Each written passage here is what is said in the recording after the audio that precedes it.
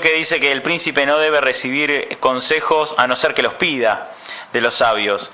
Y mucha gente ayer en sus gritos hablaba de Macri, de Mauricio Macri. ¿Qué injerencia cree usted que Mauricio Macri tiene sobre el presidente Javier Milei?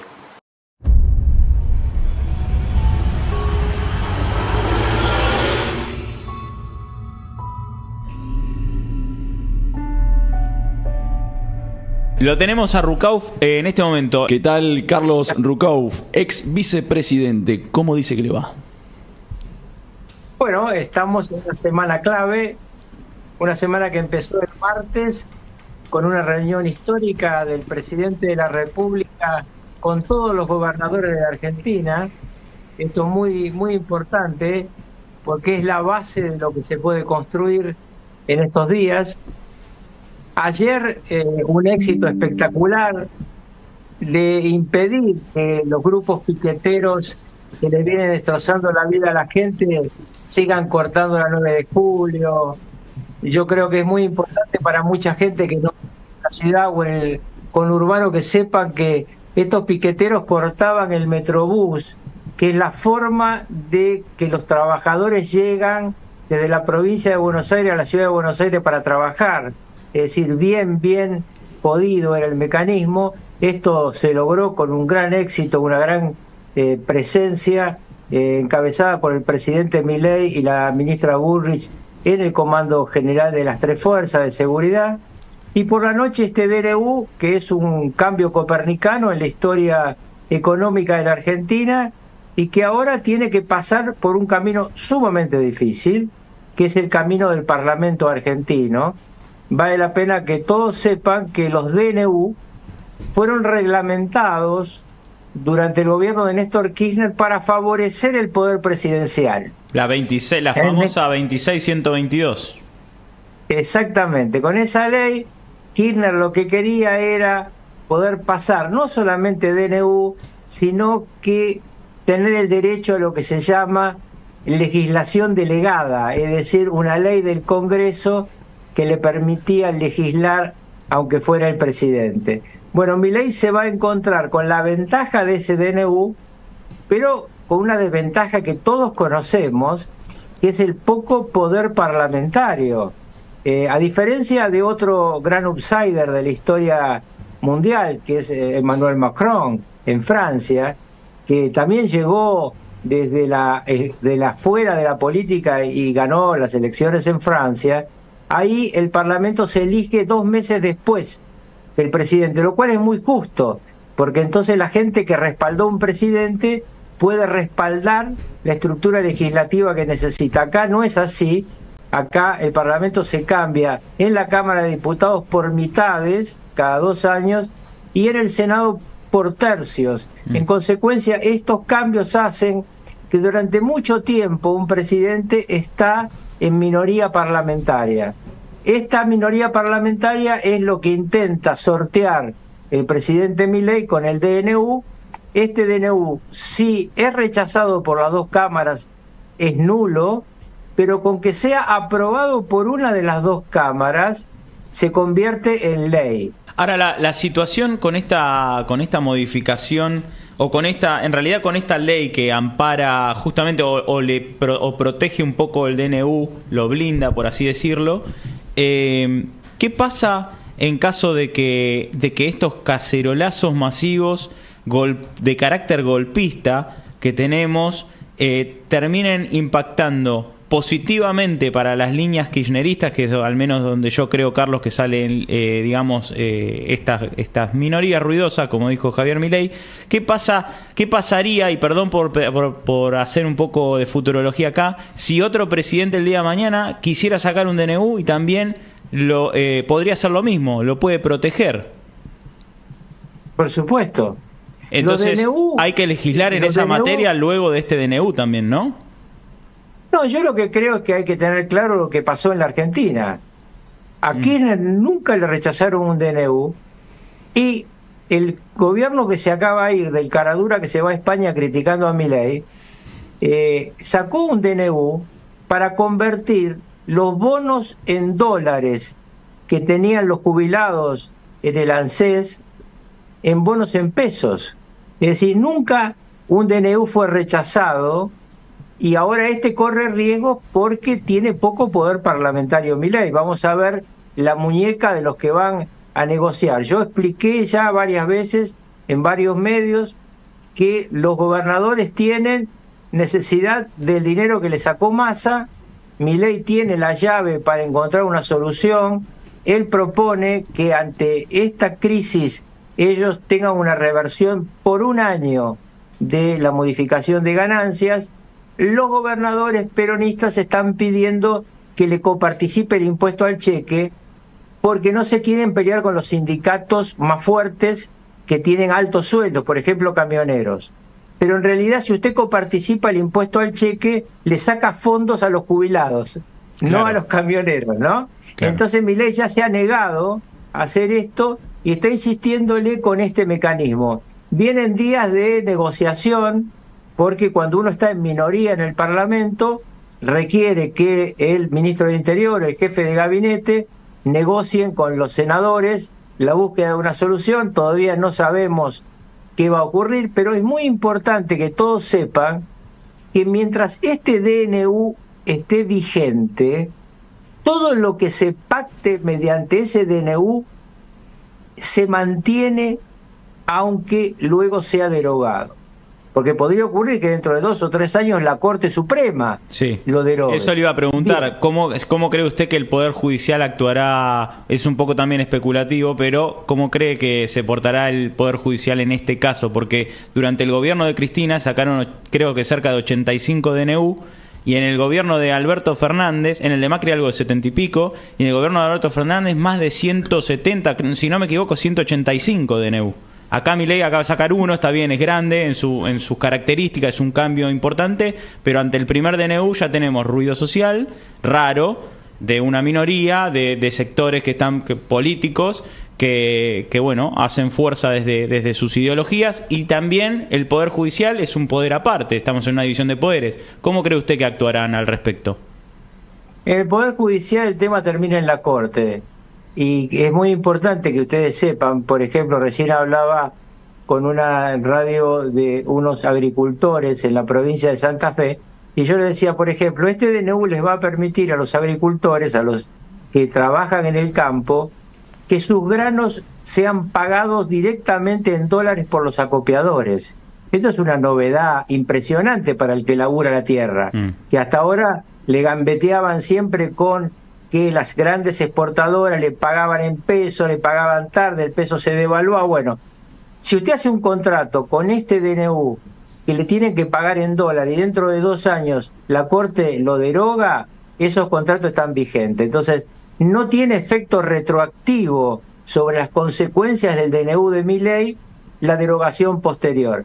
Otra cosa sería si lo deroga el Parlamento, no porque tenga efectos retroactivos, sino porque podría ser más rápido. Claro. Obviamente, Milei está en absoluta minoría parlamentaria. Si se ponen de acuerdo los senadores para voltear el decreto, los diputados es más fácil que se pongan de acuerdo para voltear el decreto por la presión que sobre ellos van a recibir y por el tamaño de los bloques opositores. En el Senado, cada senador depende de su gobernador. ¿No considera usted que la presión social está a favor del presidente Javier Milei hoy día? Hay 2 presiones sociales, la presión de los que quieren un cambio y la presión de los que quieren que nada cambie. Interesante. Se lo voy a definir como lo definía Maquiavelo. A ver. Yo le regalé a Carlos Menem, cuando empezamos nuestra epopeya, un cartel que recordaba esta frase de Maquiavelo que decía: cuando el príncipe quiere hacer un cambio, los beneficiarios del viejo orden se oponen ferozmente porque saben lo que pierden. Y los beneficiarios del nuevo orden a veces no pelean para defenderlo porque no saben lo que ganan. Bueno, la docencia que hicimos en aquella época permitió, luego de muchos dolores, porque no fue un tema de un día para otro, llegar a 10 años de una inflación anual menor al 2% y una recuperación salarial que siempre cuenta Milei. Recibimos el gobierno con $300 promedio de salario y lo dejamos con $1.200 promedio de salario. Esto es a lo que apunta el presidente de los argentinos. Y esto es muy importante que lo entiendan los que serían los beneficiarios, para que se planten también ellos frente a las actitudes regresivas que vamos a ver, que van a estar conformadas por muchos intereses que este DNU, digamos, destruye, intereses espurios de la Argentina, que viene poniéndole una pata arriba de la cabeza a los que trabajamos, a los que aportamos, a los que generan riqueza desde el campo, desde la industria. Es un cambio copernicano, va a tener mucha oposición, hoy no sabemos el resultado, pero en todo caso lo que está muy claro es que el presidente ya anunció hace un rato que va a seguir mandando ya leyes al Parlamento, y si alguna Cámara baja este DNU, mandará ley por ley cada uno de los temas, pero la discusión no va a terminar en este diciembre. Carlos, le hago una consulta. Recién mencionaba a Carlos Menem. ¿Qué paralelismos ve entre estos DNUs que está sacando Milei y la época que se vivió durante Carlos Menem en los beneficios económicos que se podrían vivir, en la capacidad, por ejemplo, como decía, que podría llegar a mejorar en la producción, las posibilidades que ve de negocios? O sea, ¿qué paralelismos en lo económico y en lo social, que también es lo que le importa a la gente, ve con los gobiernos de Menem, con lo que se está haciendo ahora con los DNUs de Milei? La gran diferencia entre los dos es el poder político. Menem tenía claramente el Senado a favor y una primer minoría en la Cámara de Diputados. Como ustedes recordarán, Menem asume el gobierno porque el presidente Alfonsín se va antes, dado el caos hiperinflacionario, pero Alfonsín y Angelos tienen la grandeza de poner la cola de los diputados, es decir, dar el quórum para que pudiéramos sacar la ley de reforma del Estado. El camino que se intenta tiene mucha similitud en la búsqueda de capacidad instalada, estructura industrial, inserción con el mundo y levantar el nivel de ingreso de los trabajadores y de los empleados. La decisión del presidente del cambio de política exterior es fundamental en esto, como fue fundamental en la época de Menem. Cuando Milei se aleja de las dictaduras colectivistas y apoya en su política exterior las democracias, es decir, Estados Unidos, Europa e Israel, lo que está tomando es un camino de inserción en el mundo que nos va a permitir tener no solamente créditos, que ya de por sí en este momento son imprescindibles, pero fundamentalmente inversiones. Miren, la Argentina tiene un montón de ventajas naturales que no se explotan. Doy un solo ejemplo porque yo tengo que irme ahora a dos Zoom más, pero no quiero dejar de explicarle esto a la gente. Hace 40 años, Estados Unidos y la Argentina importaban la misma cantidad de gas para su estructura industrial en proporción a su respectivo PBI.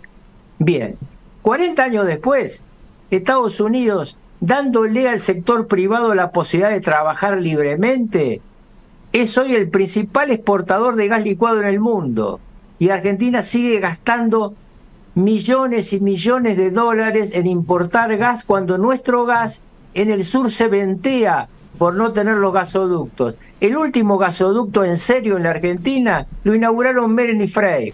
Esto último que hicieron es un pedacito de un gasoducto y lo pagamos todos. ¿Por qué lo va a pagar el Estado? Es decir, todos nosotros, y no el sector privado, que es el que puede invertir en gasoductos, en plantas de gas licuado, puede exportar, darle mejor nivel de vida a nuestra gente. El litio. ¿Por qué razón no podemos hacer en la Argentina plantas de baterías y de autos eléctricos en lugar de que se lleven los chinos como se llevan ahora los panes de litio para hacer eso en China? Entonces, acá lo que se tiene que discutir es qué país queremos y cómo queremos que viva nuestra gente, nuestros trabajadores, nuestros empleados, cómo hacemos para que la industria crezca, la producción agropecuaria crezca, y esto es lo que se está intentando. Ahora, sabe, Carlos, que usted citó hace un rato justamente Maquiavelo, y en el libro de Maquiavelo, como usted bien sabrá, hay una frase que es bastante interesante y aplica un poco a lo que el cacerolazo de ayer, digamos, a lo que la gente decía, que es el tema de, vio que dice que el príncipe no debe recibir consejos a no ser que los pida de los sabios. Y mucha gente ayer en sus gritos hablaba de Macri, de Mauricio Macri. ¿Qué injerencia cree usted que Mauricio Macri tiene sobre el presidente Javier Milei? Ninguna. Macri lo que hizo fue dos cosas. La primera, elegir qué camino él pensaba que tenía que tener la Argentina. Y la segunda es respaldar lo que él considera que tiene que respaldar. Milei gobierna Milei, no gobierna con otro. Carlos, perfecto. ¿Cómo está? Matías, lo saludo. Vimos todo el día de ayer la gente gritando que vienen por sus derechos, o que nos habían avisado a nosotros que Milei venía por sus derechos. ¿De qué derechos hablan?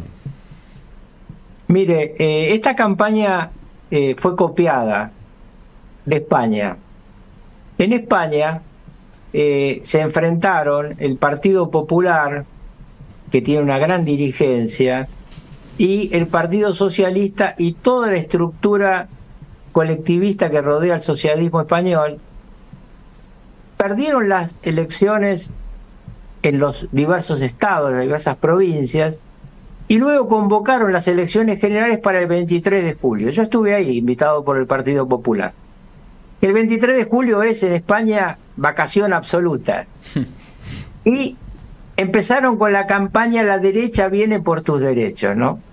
Entonces yo le preguntaba a los choferes de los colectivos, a los de los taxis, a los mozos, y les preguntaba, y me decían, no, yo no voy a votar al Partido Popular, porque este gobierno socialista es un desastre, pero viene por mis derechos, ¿no? ¿Qué derechos si ya te los habían quitado? Bueno, en la Argentina es igual. Los derechos nos los quitó el kirchnerismo. Este gobierno de este caradura que se va hoy a España criticando a Milei, este caradura dejó la mitad de los argentinos bajo la línea de pobreza y ni siquiera lo reconoce. Dice que su propio INDEC se equivocó midiendo. Una vergüenza. El desastre es lo que quedó. La hiperinflación la dejó la trilogía Alberto Fernández, Cristina Fernández de Kirchner y Sergio Massa. Ahora sí es importante, y esto es un tema que yo siempre digo a todos los que trabajan en este gobierno, que se comprenda que no es, digamos, soportable en el tiempo muchos meses de esta inflación.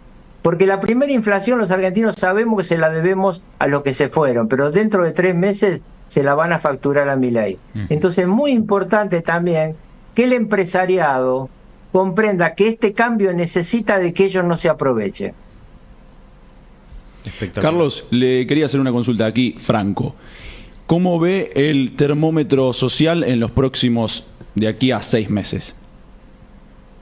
Va a haber problemas, pero ya demostró el gobierno que tiene la forma de sortearlos. A mí no me preocupa realmente la calle, me preocupa el Parlamento. ¿Y los sindicalistas? Hoy ¿Qué pregunta? se pronunció. Hoy se reunió con Guillermo Franco, la CGT. Van a seguir hablando, pero el problema central, jóvenes, es el Parlamento. Si el Parlamento traba o no traba el DNU y las leyes de Milei. Si el Parlamento no lo traba, los cambios se van a producir y habrá gente disconforme y bueno, dentro de 2 años se votará. Pero el tema central es que el Parlamento acompañe. El tablero es el Parlamento. Bueno, muy bien. El tablero es el Parlamento. Muchísimas gracias, Muchas gracias, Carlos. Al contrario, disculpe que fue corto, pero No, tengo que cumplir con todos. Otro día, cuando disponga de más tiempo, lo esperamos con mucho gusto. Puede venir acá Bueno, físicamente y charlamos un poco más. Muchas Después de gracias. las fiestas. Bueno, muchas gracias Muchas por todo lo gracias. que Que hacen, esté muy bien. que es Gracias. muy importante. Muchas gracias. Gracias por la labor. Hasta luego. Muchas gracias.